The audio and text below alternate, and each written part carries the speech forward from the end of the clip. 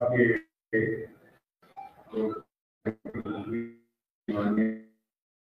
मान जी और उनके साथ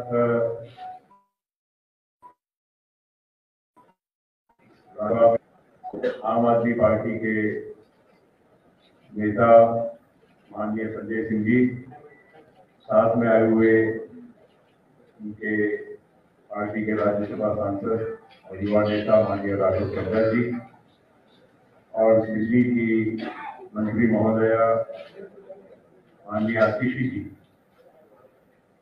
आज यहाँ मुंबई में राष्ट्रवादी कांग्रेस पार्टी के राष्ट्रीय अध्यक्ष और हमारे नेता आदरणीय शरद पवार जी को और उनके साथ हम सभी उनके सहयोगियों को आज केजरीवाल जी के और मान साहब के नेतृत्व में यहाँ मुलाकात हुई और देश की विभिन्न राजनीतिक गतिविधियों के बारे में चर्चा शीर्ष नेतृत्व ने की और खास करके वर्तमान राजनीतिक परिस्थिति के साथ साथ जो पिछले कुछ दिनों में सुप्रीम कोर्ट के माध्यम से उच्च न्यायालय सर्वोच्च न्यायालय के माध्यम से जो 5 बेंच की खंडपीठ, जो 5 मेंबर कॉन्स्टिट्यूशन बेंच जो पिछले 8 वर्षों से दिल्ली सरकार की याचिका पर गंभीर तरह से सुनवाई अपने उन्होंने जो सबके साथ में 5-0 के जजमेंट के साथ उन्होंने दिल्ली सरकार की जो याचिका है उसको मंजूर किया और जो दिल्ली सरकार अपने अधिकार के लिए लड़ रही थी, खास करके जो एडमिनिस्ट्रेशन के जो पूरे मुद्दे होते हैं जिसमें दिल्ली सरकार को स्वायत्ता होनी चाहिए, अधिकार होना चाहिए, क्योंकि दिल्ली एक नेशनल कैपिटल रीजन है मगर वहाँ की विधानसभा है और वहाँ की सरकार मुख्यमंत्री महोदय के चुने हुए मुख्यमंत्री महोदय के अधीन काम करती है, तो उनको सारे अधिकार जो मिलने चाहिए एक राज्य सरकार के, खास करके एडमिनिस्ट्रेशन ट्रांसफर पोस्टिंग के बारे में वो सुप्रीम कोर्ट ने मंजूर किया। लेकिन उसके पश्चात केंद्र सरकार ने ऑर्डिनेंस लाकर उस सुप्रीम कोर्ट के रूलिंग को एक नए कानून का स्वरूप देने का काम किया और वो ऑर्डिनेंस स्वाभाविक है कि ऑर्डिनेंस तब तक ही लागू रहता है जब तक वो कॉन्स्टिट्यूशनली पार्लियामेंट में, संसद में उसको पारित नहीं किया जाता है। तो आने वाले लोकसभा और राज्यसभा का जब सत्र शुरू होगा तो ये ऑर्डिनेंस भी वहां पर बिल के द्वारा, कानून के द्वारा वहां पर पार्लियामेंट में प्रेषित होगा और लोकसभा और राज्यसभा में दोनों सदनों को फिर उस पर मतदान करने का और बहस और मतदान करने का अधिकार रहेगा। इस बारे में भी माननीय मुख्यमंत्री अरविंद केजरीवाल जी ने और साथ साथ मान साहब ने भी पवार साहब से खास करके आगे आने वाले इस विधेयक के बारे में चर्चा की और उन्होंने कहा कि सभी विपक्षी दलों ने इसमें एकजुटता और एकता दिखाकर इस बिल का मुकाबला करना चाहिए। सरकार की जो नीति है जिसकी वजह से एक गलत एक परंपरा की शुरुआत हो रही है, यहाँ एक चुनी हुई सरकार का अधिकार छीना जा रहा है और जो इनके आने के पूर्व जो सरकार थी जिसको कभी इस तरह का कभी कोई समस्या का सामना नहीं करना पड़ा, लेकिन आज केंद्र और राज्य के बीच में जो संघर्ष की वजह से दिल्ली के प्रशासन पर बहुत उसका विपरीत परिणाम हो रहा है, तो उन्होंने पवार साहब को गुजारिश की एनसीपी के नेता के नाते भी और साथ साथ में देश के वरिष्ठ राजनेता के नाते कि उन्होंने भी इस मामले में एक मत बनाने की पूरे विपक्षी दलों में कोशिश करना चाहिए ताकि ये बिल को वहां पर खास करके राज्यसभा में, क्योंकि लोकसभा की तो संख्या सभी को मालूम है, लेकिन राज्यसभा में संख्या किसी का भी स्पष्ट बहुमत नहीं बनता है और सभी विपक्षी दलों ने, सरकार के बाहर वाले विपक्षी दलों ने एक होकर अगर मतदान किया तो उसका जरूर फायदा हो सकता है। तो ये बात आज मुख्यमंत्री महोदय ने पवार साहब के सामने रखी। तो मैं ज्यादा वक्त न लेते हुए बात पार्टी की बात वही करेंगे। मैं पुनश्च राष्ट्रवादी कांग्रेस पार्टी की ओर से, पवार साहब की ओर से मैं अरविंद केजरीवाल जी का, भगवंत मान साहब का और बाकी आए हुए सभी अतिथियों का हार्दिक स्वागत करता हूँ। सबसे पहले मैं शरद पवार जी का और उनकी पार्टी के सभी नेताओं का तहे दिल से शुक्रिया अदा करता हूँ। हमारे सभी साथी शरद पवार जी के साथ और उनकी पूरे सभी नेताओं के साथ यहाँ मिलने के लिए आए थे। आप सब लोग जानते हैं कि दिल्ली के लोगों के साथ बहुत अन्याय हुआ है। 2015 में जब हमारी सरकार बनी थी तो 23 मई 2015 को एक सिंपल सा नोटिफिकेशन जारी करके केंद्र सरकार ने दिल्ली सरकार की सर्विसेज की अधिकारियों के ऊपर कंट्रोल करने की सारी पावर छीन ली।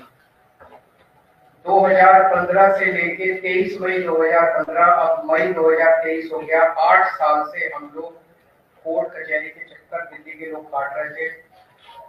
8 साल के बाद सुप्रीम कोर्ट ने 5-0 संविधान पीठ ने, कॉन्स्टिट्यूशन बेंच ने 5-0 से पूरा का पूरा ऑर्डर दिल्ली के लोगों के हक में दिया कि दिल्ली के लोग जो सरकार चुनते हैं उस सरकार को काम करने का पूरा अधिकार होना चाहिए। अगर वो काम नहीं कर सकती तो दिल्ली के लोगों को चुनाव करने की, सरकार चुनने की क्या फायदा। पूरा हमारे हक में आया। लेकिन जो लड़ाई साल में हमने जीती, 11 मई को ऑर्डर आया, 19 मई को 8 दिन के अंदर इन्होंने ऑर्डिनेंस लाके उसको खत्म कर दिया। सारी पावर वापस, उन्होंने कहा कि केंद्र सरकार के पास या केंद्र की एलजी के पास सारी पावर। तो जैसा अभी एक्सप्लेन किया कि अब ये बिल के रूप में आएगा पार्लियामेंट में, तो हम पूरे देश में एक एक पार्टी के पास जा रहे हैं, उनसे निवेदन कर रहे हैं कि दिल्ली के लोगों के साथ न्याय होना चाहिए। दिल्ली के लोगों के लिए समर्थन मांग रहे हैं कि जब ये संसद में बिल आएगा तो उसका और इसको बिल को हराना है।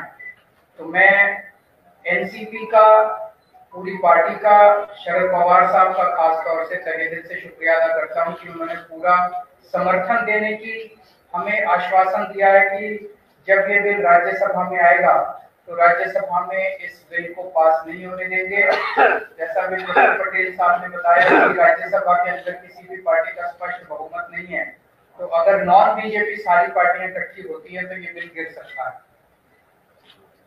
पहली चीज ये कि ये दिल्ली की लड़ाई नहीं है। दिल्ली के लोगों के साथ जो हो रहा है ये पूरे फेडरल स्ट्रक्चर की लड़ाई है।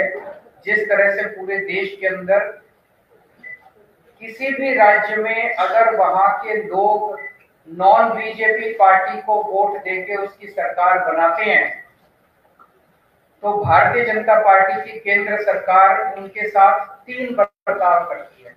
पहला, या तो उनके विधायकों को खरीद के उनकी सरकार गिरा देती है और बीजेपी की सरकार बना लेती है। दूसरा, या फिर ईडी और सीबीआई को भेज के उनके विधायकों को डरा के, धमका के, पार्टी को तोड़ के, सरकार को तोड़ के उनकी सरकार गिरा देती है और अपनी बीजेपी की सरकार बना लेती है। और तीसरा, अगर ना बिके ना टूटे तो फिर अध्यादेश लाके, ऑर्डिनेंस लाके गवर्नर के जरिए उनको काम नहीं करने देगा। ये देश के लिए बहुत खतरनाक स्थिति है और मैं समझता हूँ महाराष्ट्र के अंदर आप सब लोग इसके भुक्तभोगी हैं। हमने कुछ महीने पहले देखा कि यहाँ पे किस तरह से जनता के द्वारा चुनी गई सरकार को किस तरह से ईडी के द्वारा, सीबीआई के द्वारा, पैसों के द्वारा तोड़ के, एमएलए को तोड़ के और पूरी सरकार को गिरा दिया गया।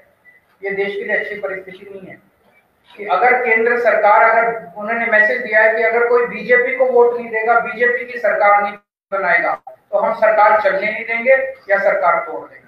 ये देश के लिए बहुत खतरनाक स्थिति है। तो हम पूरे देश के लोगों के पास जा रहे हैं, लोगों को जोड़ रहे हैं।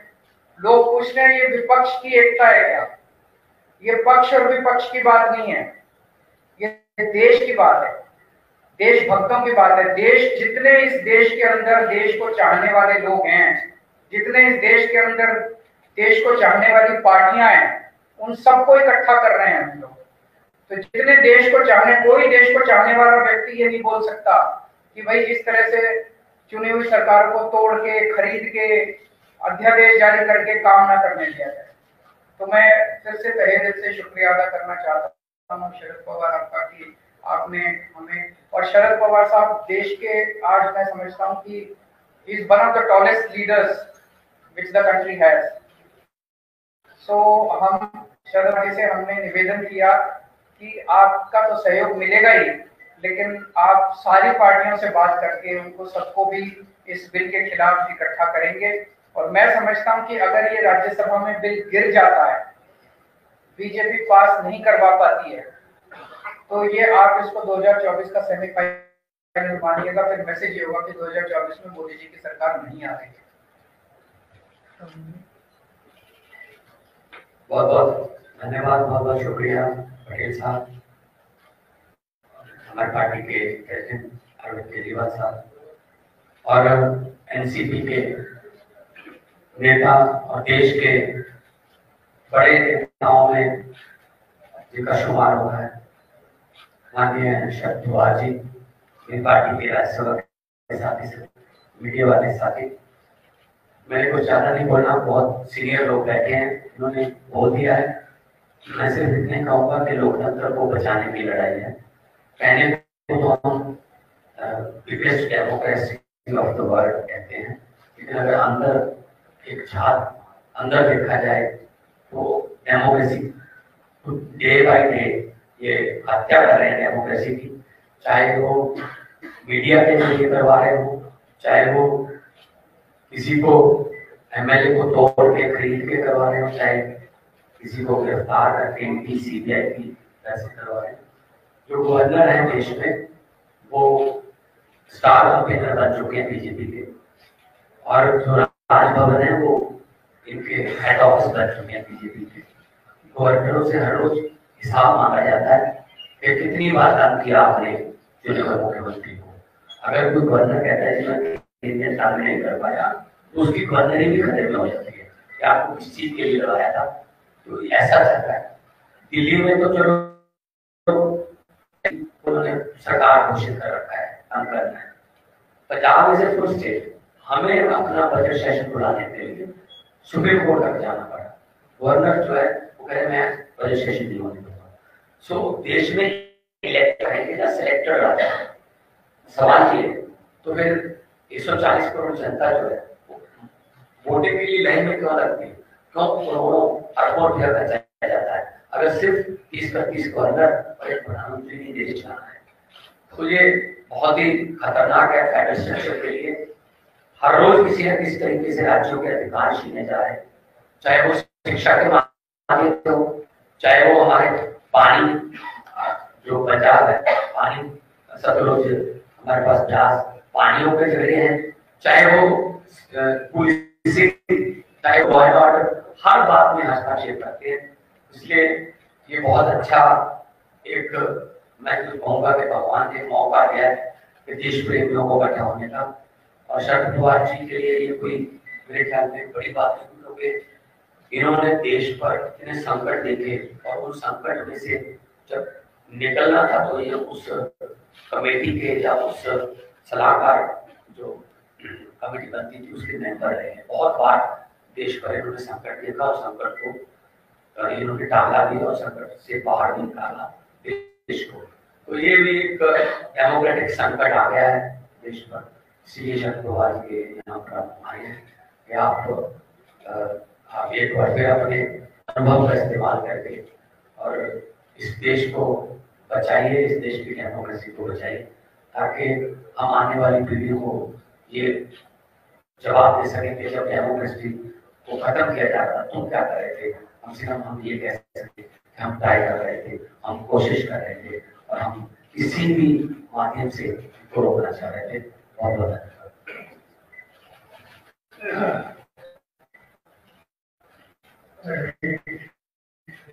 गांधी उनके साथ आए हुए हमारे साथी दोस्तों, आज की जो प्रेस कॉन्फ्रेंस थी ये बड़ी इम्पोर्टेंट प्रेस कॉन्फ्रेंस, क्योंकि प्रेस कॉन्फ्रेंस पहले हम साथियों के साथ देश के सामने इतनी समस्या पैदा हुई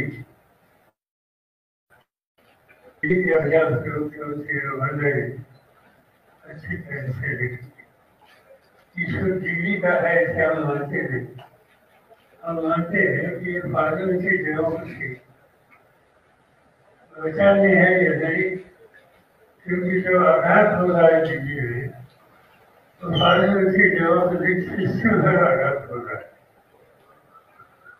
देश में प्रजातंत्र में सुंदर आई हुई सरकार वो राज करेगी, वो डिसीजन देगी या ऑफर से लोगों के थ्रू इलेक्टेड गवर्नमेंट को नजरअंदाज करने की प्रयास हो तो उनको कामयाबी मिलेगी।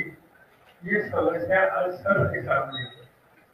तो हमें ये लगता है कि ये समय कौन सी पार्टी का है, यहाँ की नीति क्या है, इस पर बहस करने का समय नहीं। ये समय है प्रजातंत्र बचाने और उनकी डेमोक्रेसी बचाने के लिए और आम जनता का वोट लेकर अपनी सरकार बनाने का जो अधिकार है, ये आम जनता के वोट देने का अधिकार वो बचाने के लिए आज अर्जुन जी श्रीमान आए हैं इसमें समर्थन मांगने के लिए। और मेरा कहना इतना है मेरी पार्टी की तरफ से, साथियों की तरफ से और मुझे पूरा विश्वास है कि वाराणसी की जनता भी जो अभी के लिए सुझाव दे दिया इसका समर्थन करेगी। राष्ट्रवादी कांग्रेस पार्टी अपनी तरफ से तो पूरी तरह से मदद करेगी, मगर अभी मैं सोच रहा था कि अभी मुझे पार्लियामेंट असेंबली में आकर 56 साल हो गए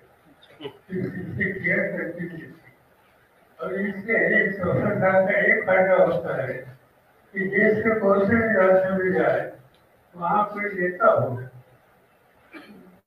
पार्लियामेंट का मेंबर हो, राज्यसभा का मेंबर हो, उनसे कुछ न कुछ व्यक्तिगत रिश्ते कई साल कई लोगों के साथ मैंने काम किया और इससे सवाल दीदी का या आपका नहीं, ये सवाल देश में इलेक्टेड गवर्नमेंट को राज कराने का जो अधिकार लोगों ने दिया है, इस पर हमले हो जाए तो उससे बचाने का सवाल है। और इससे मेरे तरफ से हमारे पार्टी की तरफ से काम तो साथ मिलेगी, मगर अन्य राज्यों में जहाँ जाकर हम कुछ बातें बता सकते हैं, उनको आपके साथ आने के लिए सुझाव दे सकते हैं कि ये भी जिम्मेदारी कुछ हद तक हम लेंगे और हम आपके साथ करेंगे।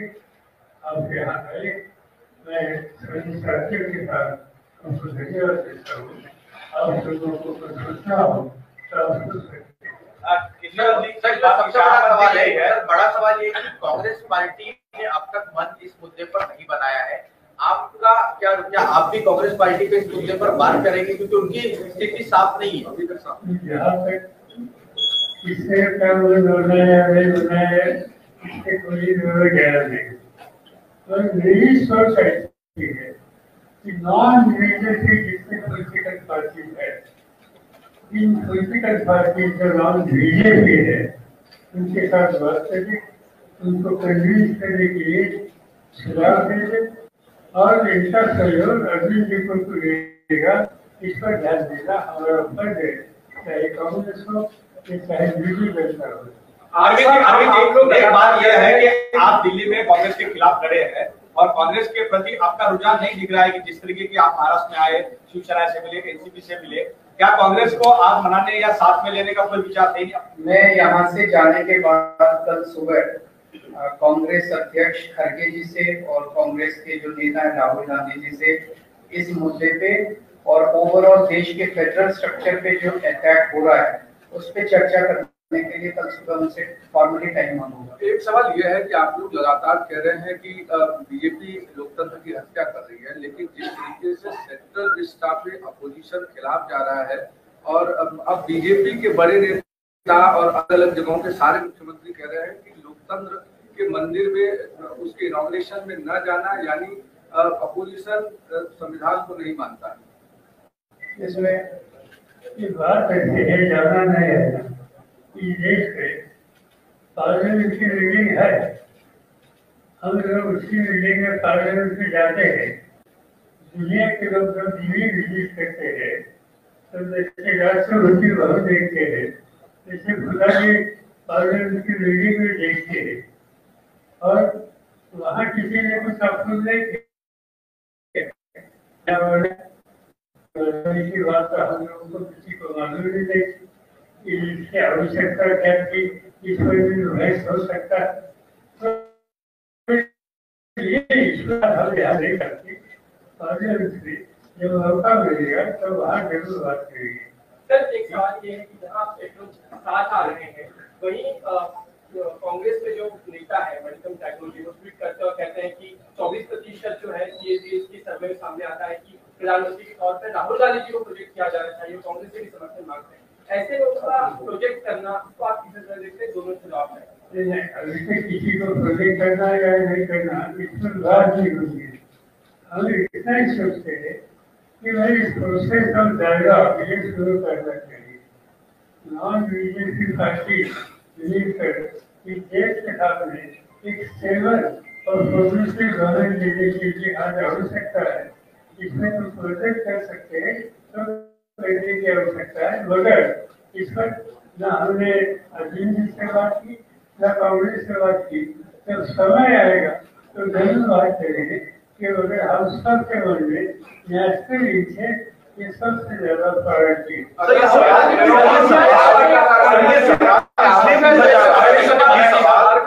ये भी पूछा जा रहा है क्योंकि महाराष्ट्र की बात करें तो शिवसेना की तरफ से आता है, उद्धव ठाकरे की शिवसेना की तरफ से आता है कि हम 18 सीटों को लेकर पहले से ही अपना दावा कर रहे हैं, लोकसभा की सीटों को लेकर एनसीपी का अपना रुख है। तो जो बातचीत का प्रोसेस इसके बारे में आप बात कर रहे हैं तो वहाँ पे कहीं पर न्यूट्रल ग्राउंड बनता हुआ यहाँ पर तो नजर नहीं आ रहा है, इसलिए यह सवाल बात सीधी है कि हमने ये बात जरूर की यहाँ 3 पार्टी मिलकर काम करना चाहते, 3 पार्टी में 2 पार्टियों को डिस्कस करो और डिस्कशन की प्रोसेस शुरू करो। अभी तक वो प्रोसेस शुरू नहीं हुई तो ये हो जाएगी। अब चिंता मत करो, यहाँ से ठीक रास्ता निकलेगा।